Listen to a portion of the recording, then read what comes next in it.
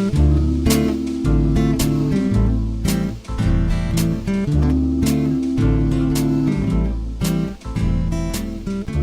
the New Arts and Media Studios in Milwaukee, I'm Charles Purcell. This is The Log. Let's go to Sweden, the home of my ancestors. I know very little about my ancestry. I'd love to know more. It's on my to-do list. If I was the person I wanted to be, I would educate myself about my ancestry, and I would embrace my roots. I'm such a wannabe. Everything I want to be, I'm not. But I have such high hopes. I have such good ideas. I'd like to really become just expert on the ancient Celts and the early inhabitants of the indigenous folks of the northern islands there of Scandinavia. And I'd like to know all about the pagans and the druids and my people. I have this very shallow, kind of cursory knowledge of my ancestral tree huggers, and it appeals to me. Maybe I'm better off just keeping it the way it is. Maybe I might learn things I wouldn't like. I'll just keep this romantic notion in my head. This simplistic version that I've kind of invented, that I can admire, and I can take such pride in being a descendant of these wonderful nature-loving people.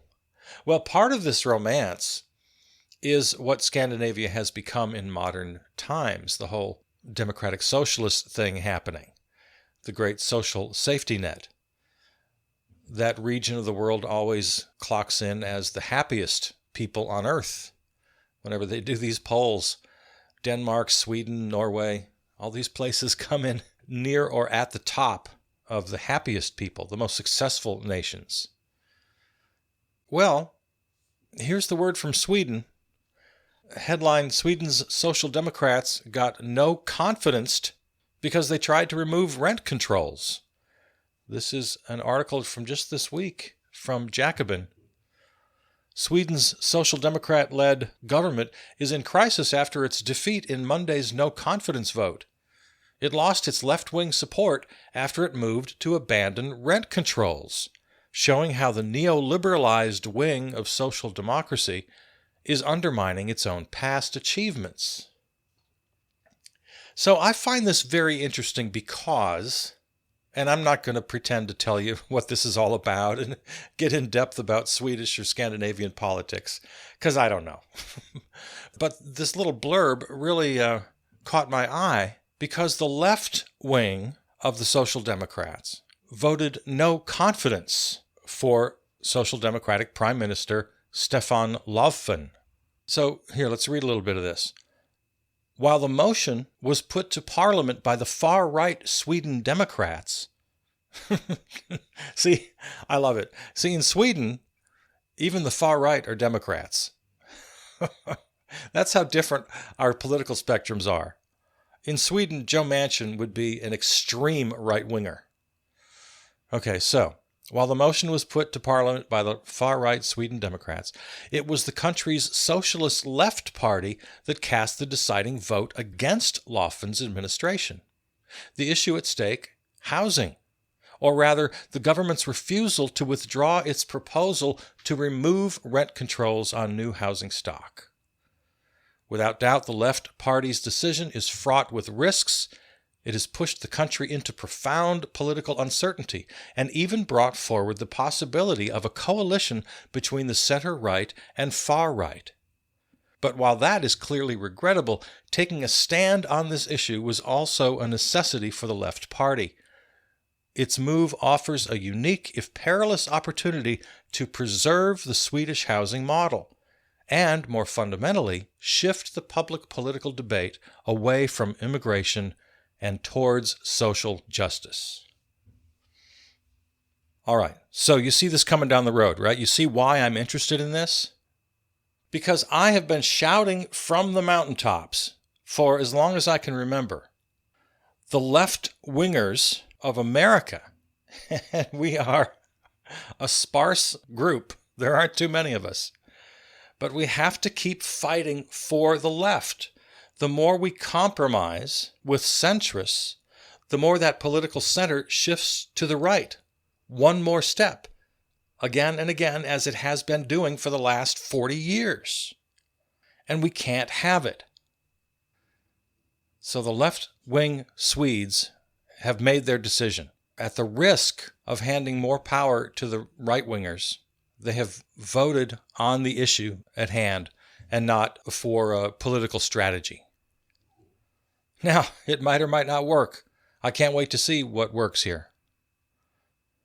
But here in the United States, we've had this decades-long history of compromise, and all it's gotten us is an empowered and enabled right wing.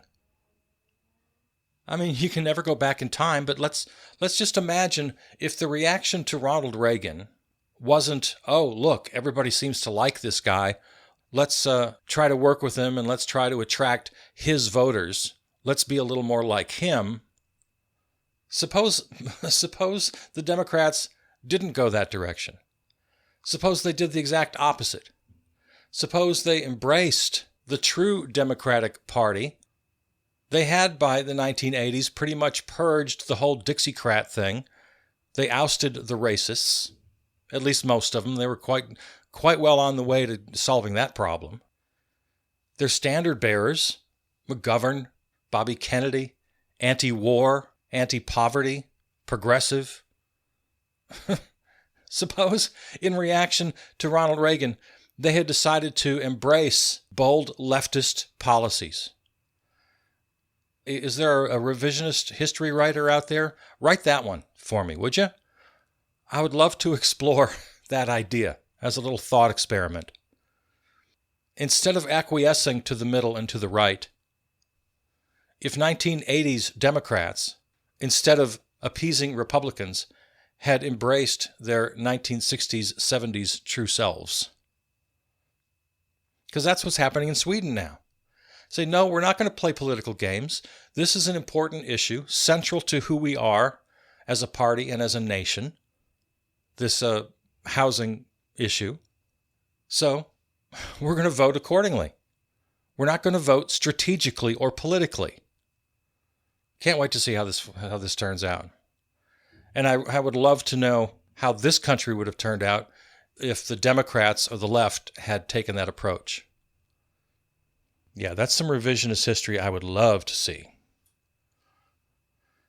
Because where are we now? My God, the right wing has got us in a stranglehold. Just this week, the big voting rights bill failed, as was predicted, because of the Republican filibuster. Democracy itself is in jeopardy. And we've still got people like Joe Biden, Joe Manchin, and Kyrsten Sinema talking about bipartisanship and reaching across the aisle and compromise. If there's one little bit of common wisdom I'd just love to blow out of the water forever and ever, is that compromise is not how you do politics. I know that you learned this as a school child, and I know it's been drummed into you every day of your life, but it's wrong. No, it's just wrong. You don't compromise. You win. You don't compromise. You vote on your issue. You hold strong to your values. And if you win, you win. If you lose, you lose. But here's the thing. It's the whole lose the battle, win the war.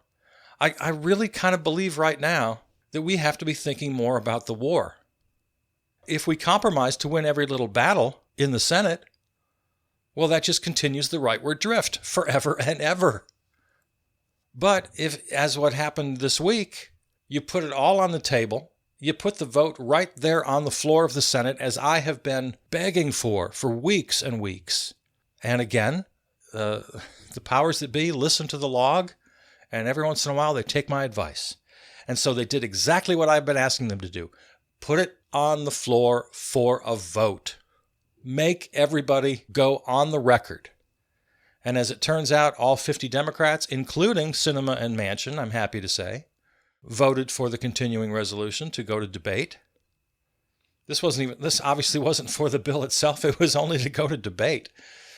And every single Republican, all 50 of them, voted against it. Even your buddies, even your pals, the ones you keep saying we can work with, Murkowski and what's her name from Maine, Susan Collins, your buddy Mitt Romney. Oh, they're so reasonable. They're so bipartisan. They voted against debating the bill. Not the bill itself. They voted against debating the bill. There's no working with these people. You got an R next to your name, you're illegitimate. You can't work with them. You can't compromise with them. So, good job, Chuck Schumer, calling the vote. You knew you weren't going to win. You knew it. But you did it to put everybody on the record, to show Joe Manchin and Kyrsten Sinema, see, here are your buddies. They're not even going to throw you a bone on this vote to debate. Not even Mitt, not even Collins or Murkowski. I would much rather lose this way. By taking a stand, you get a whole couple of big news cycles out of it, putting it in front of the American people, who, by the way, favor this voting rights bill by what? Is it up to 70+ % of Americans? A majority of Republicans, for God's sakes, favor this bill. So you hammer, you put them up for votes, you lose, I don't care. You win the news cycle. You win the public debate. You win the public vote. You still got 70+% of the Americans with you. This is gonna pay off. And so bully for the left-wingers in Sweden who are saying, nope, we're not going to drift to the right. These sort of namby-pamby neoliberal social democrats who are flirting with centrism, nope, we're not going to go there. Okay, so that's everything I can say about Sweden. I know nothing else about it. Yes, land of my people. My mother was a full-blood Swede. My grandparents on her side, both Swedish. So again, someday I got to look into that. I'm going to have to research my ancestry. Well, speaking of social democracy here, California is such a weird place. I could go on and on about California, my love-hate relationship with California. You know, I lived there for many years. And yeah, they're full of liberals, but way too many capital L liberals and way too few actual leftists. Well, here's a bit of something from Newsweek. Headline, California to pay off all past due rent accrued during COVID, giving renters clean slate. Okay, yep, there you go. California is paying off residents' past due rent that was accrued during the COVID-19 pandemic, giving renters a clean slate, Governor Gavin Newsom announced recently. The state's $5.2 billion in funds from congressionally approved aid packages is enough to pay off overdue rent, according to Newsom's senior counselor on housing and homelessness, Jason Elliott, the Associated Press reported. However, just $32 million out of the $490 million in requests for rental assistance through May 31st have been covered so far, according to, blah, blah, blah. Yeah, good intentions take a while to bear fruit, and then often they get lost in the red tape, to mix a couple metaphors there. We should do our best to get back to the starting point where we were in December of 2019. Anything other than that is taking advantage of a crisis, said Keith Becker, a property manager in Sonoma County. He revealed that 14 tenants have not paid $100,000 worth of rent. Okay, so let's go to the love-hate relationship here. Of course, you see this headline, you think, oh, good. Renters who are in trouble and they're behind in their rent, it's going to be paid for them. That's fantastic. But right away, especially if you have any experience with California, there's going to be trouble facilitating this program. There's going to be red tape. There are going to be people who fall through the cracks. There's going to be problems, because there always is. When you're talking big L liberal solutions, everything gets way too complicated. The money is going, I'm not sure, I think it's going to the renters first, and then they have to pay the landlords. I might prefer just a direct payoff to landlords. How much do people owe you? What's the red side of your ledger? Here's the deal. We'll pay you off, and then you get off your tenants' backs. Okay, I'd prefer that. I'd also prefer that it doesn't have to be the full payment. In other words, if there's some big landlord out there who's down $2 million, give him 1.5 and say, here, you're getting 1.5, be happy. Now, leave your tenants alone. and this proposal, this bill, whatever it is, this program, it does nothing about skyrocketing rents. It does nothing about the absolute power that landlords have over tenants. Sure, there are laws, but again, they're so damn complicated and convoluted. What tenant has ever gotten the best of their landlord? Find me that story. I'll be happy to share it right here on the program. Find me one story where a tenant wins a fight with a landlord. So you can see this headline, California to pay off all past due rent. And you can have a little smile and think, oh, great, good. Look at the liberals. But it's way more complicated than that. And again, if you've ever lived in California, yeah, the great sort of open attitudes and the diversity. It's like so many places in California. The diversity is wonderful. The openness, the liberal culture. There's a lot of great things you can say. But then you have this horrible, unacceptable housing issue where thousands, millions struggle to put a roof over their heads. These tent cities that crop up. So many comfortable, rich liberals in California. And then, like every other state in the nation that people tend to forget, you go out into the hinterlands, out into the farmlands and the rural areas, and you got Trumpsters and you got QAnon folks, you got them all. Plenty of conservatives in California. And plenty of, as I say, these sort of rich neoliberals who are never going to get us anywhere to where we need to be to solve actual problems for suffering people. No, they're too happy and fat, and they have their little fundraisers and their charity golf tournaments, and they hobnob with the hoi polloi. I don't speak out of Midwest resentment.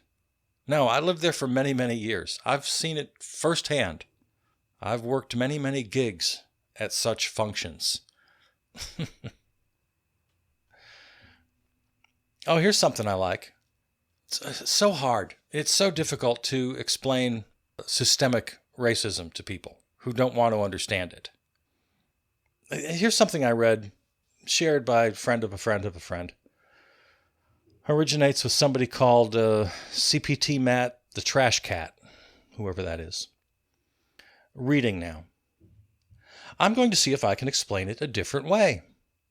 Imagine a guy who hates disabled people, builds a hotel so he bans all disabled people, and builds it in such a way as to specifically make access difficult for them. Years later, he sells the hotel to a new owner who has no problem with disabled people. So you have a hotel where the owner has no problem with the disabled, and neither do any of the staff. However, due to the actions of the previous owner, the hotel is still built in such a way that it doesn't accommodate them. No disabled parking, no ramps, no extra considerations, etc. So although the people currently running it are not actively discriminating, they are operating a system designed to discriminate and need to fix it, even if they aren't to blame for it. It's the same with racism. The discriminatory practices of the past still have ramifications today. And even if we aren't to blame for them, we must recognize them. So, there you go. I thought that was pretty good. It's a constant battle to try to get people to understand. And here's another little approach. I thought it was pretty good. CPT Matt, the Trash Cat. I have no idea who this person is. But nicely done. Nicely done. I like that. So it's still Pride Month for another few days. So the big story of this week, and it is really big. Carl Nassib of the Las Vegas Raiders announced to the world in a little social media post that he is gay, becoming the first ever openly gay active NFL player. There have been a couple of guys who came out after their careers were over. There was Michael Sam a few years ago who was drafted by, I forgot now, was it St. Louis at the time? Did they still have a team at the time? I forget now. I'm a casual fan at best, as you can tell. But yeah, this guy, Michael Sam, was an openly gay college player, which is also very rare. And he was drafted into the NFL, played in a couple of preseason games, but then didn't make the final cut, which, happens all the time. I'm trying to remember the news at the time. I don't think it had anything to do with his orientation. I think he just didn't make the team, legitimately. That's my recollection. Anyway, Carl Nassib. This is huge. And hopefully it'll just open up the floodgates because, there's got to be all of these NFL players. Every team has, I forget, 60, 70 players on every team? And there are 30 plus teams. Again, you can tell I'm a casual fan. I love my Green Bay Packers, but after that, I'm no expert. Yep, defensive end. Let's see, Fox 6. I just happened to grab the first headline I saw. Defensive end for the Las Vegas Raiders, Carl Nassib, revealed he's gay in a lengthy social media post Monday. I just want to take a quick moment to say that I'm gay, the 28-year-old said in a video posted on Instagram.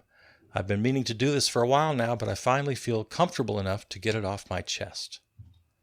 Nassib wrote that he will donate $100,000 to the Trevor Project, an organization aimed at preventing suicides among LGBTQ youth.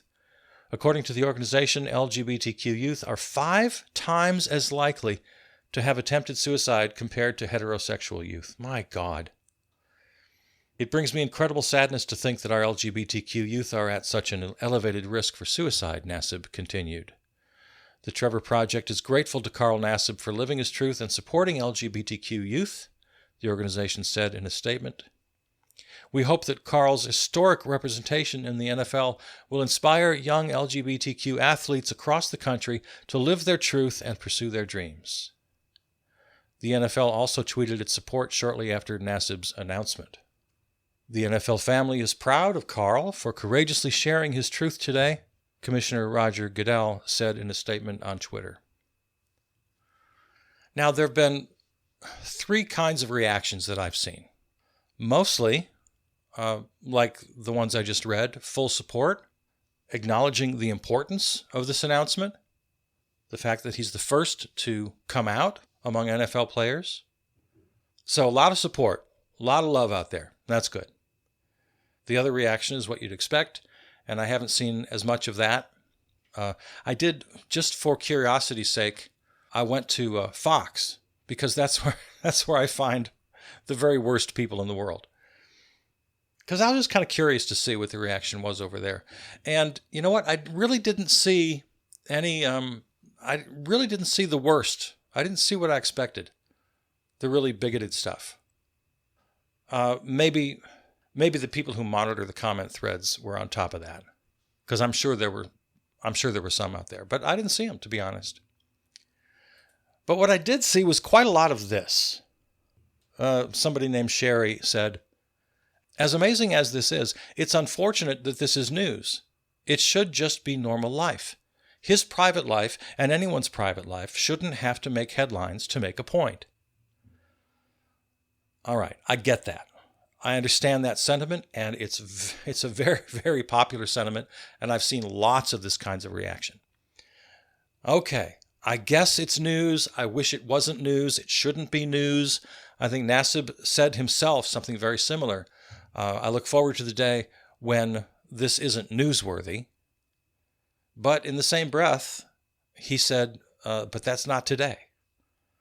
And see, whenever you say something like that, you have to be really clear. You have to acknowledge, yeah, this is newsworthy.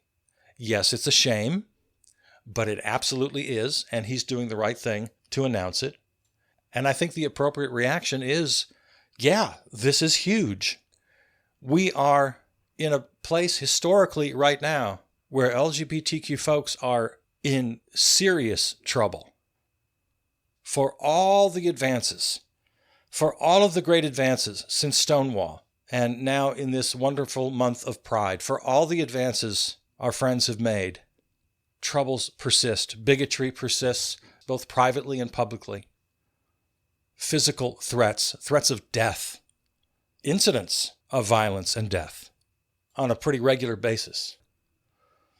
And then in public law, a day doesn't go by we don't see a headline about some city council or state legislature or some school board, always right-wingers, Republicans, the illegitimate party, trying to ban health care, trying to ban student athletes.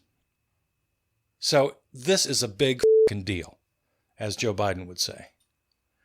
So there's the support, there's the outright bigotry, and then these weird sort of middle ground responses. Somebody named Carol writes this: "I'm sorry, but why do we need to know this? I'm pretty sure he's not the only one, but the rest don't feel the need to announce it." This is a very dangerous attitude to have. You think you're... I'm sure Carol thinks she's very progressive. It's like this is the equivalent of people who say, "Well, I don't see color. You could be red, white, yellow, black, blue, purple, or green. I don't care." That's not helping. This is not helpful. I don't see color. I don't see race. I don't see sexual orientation. Everybody's the same. Well, of course we're all the same. Of course that's true. But what's also true is that we're in the midst of horrible, horrible bigotry against a whole community of people, and we better damn well deal with it. Dismissing this sort of thing as silly or divisive. And then, the right-wingers and the centrists love to do this too. Why are you dividing us into color, into sexual orientation? They think they're on such a fucking high road. You know what? You're not on the high road. You're not thinking clearly. You're not thinking this through properly. You can't just pretend that you're this enlightened person and sweep it all under the rug and tell everybody else in your superior manner that you're just above this. And it doesn't matter. Yeah, it matters. It absolutely matters. So I count myself among the group who's whooping and hollering today and saying, thank you, Carl Nassib, for your courage. And thank you to all of those giving him such great support. And yes, put this down as a moment in history. Put this down with Jackie Robinson. I don't have any patience for people who downplay this. No, this is a big deal. It's a big fucking deal. So, happy Pride Month, everybody. And thanks, Carl Nassib. It's fantastic. Well, is that it? Are we out of time already?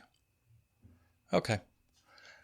Let me remind you right here that this and all other episodes can be found on Apple Podcasts, iHeart, YouTube, Spotify, all sorts of platforms. Go to your favorite platform. A reminder, when you do, in the search window, you want to type Charles Burcell, because that's the umbrella term under which all the titles fall. You can contact me on Facebook or Twitter. Of course, you can go to the website. Every possible link you can imagine is on the website, charlesburcell.com. Thanks to our flagship terrestrial station, River West Radio, riverwestradio.com. Theme music composed and performed by Peter Donalds. There it is. That's the log for today. I love you. I'm Charles Burcell.